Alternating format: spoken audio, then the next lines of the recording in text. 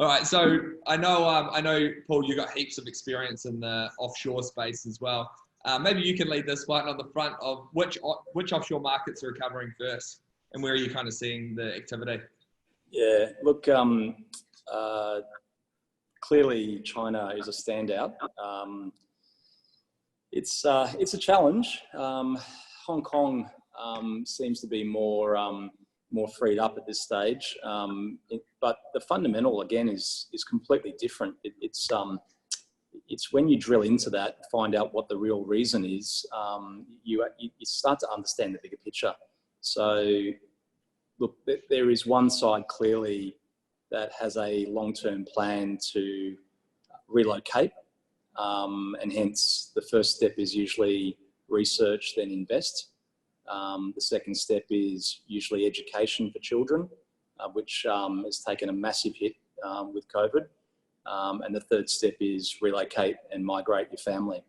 And this has tended to be the main strategy played out predominantly from mainland China, but certainly to some level throughout Southeast Asia. We are obviously coined the lucky country, and you know, look, it's still very clear in this pandemic that we are one of the lucky countries. The thing we suffer from is just our remoteness, and of course our population base, which is you know, still improving, but we are very much a smaller fish in a bigger ocean. And speaking of kind of remote digital experience, are you able to sell property remotely into those Asian markets, or are you using the channel on the ground with boots on the ground? Yeah, you need the channel. It's very apparent. You're not aligned demographically. You've got the language barrier, so you need to find the right channel partners and build that trust with your channel partner too. I mean, that's fundamentally important, because you're going on a journey. It's not a short term, it's a long term journey.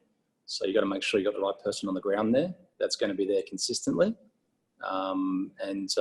Look, I ran a webinar with a channel partner back to China on Saturday, I couldn't understand a word that they were saying other than the translator talking to me. So, you know, the reality of it was the feedback was very positive, and a lot of those people who are literally remote want visual. They want to see it. They want to obviously touch it. They can't touch it at the moment. That they want some proof. Yeah. So that the trust factor might not be as high, but clearly with the relationship they have with that local channel partner, assists with that. So look, there's varying degrees of what's coming back and what's not in Southeast Asia and China, but there's definitely an appetite, and we're seeing that. We're seeing a flight to quality.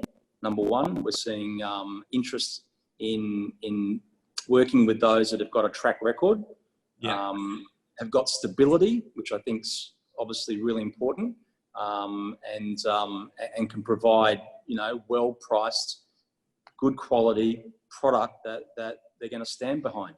And I think that's, again, falls back into that fundamental. So yeah, look, it's not easy. It's a challenge, but dare I say, look, I'm still seeing demand predominantly out of China and Hong Kong, which is very positive. I think it's good. I think we need decent, like, good product from stable companies going into those markets, because I think they're going to continue to be an important part of the ecosystem. It's the ones where the developers are living on a house of cards, and we've got to maintain our relationship as a solid kind of investment destination. What do you reckon, John? Yeah, I'd agree with all that. The only thing we've seen is a readjustment in their spending power. You know, we have recently seen some project launches, one in Canberra, where, you know, traditionally they avoided Canberra, and were the Chinese and Hong Kong buyers would prefer Melbourne and Sydney, but they're going to places like Canberra now because affordability is a key driver for them. Yeah, capital city, and they've seen, you know, in Canberra you're buying apartments at 5,600 to 6,000 a square metre. It's cheap. No one can produce that in Victoria or New South Wales.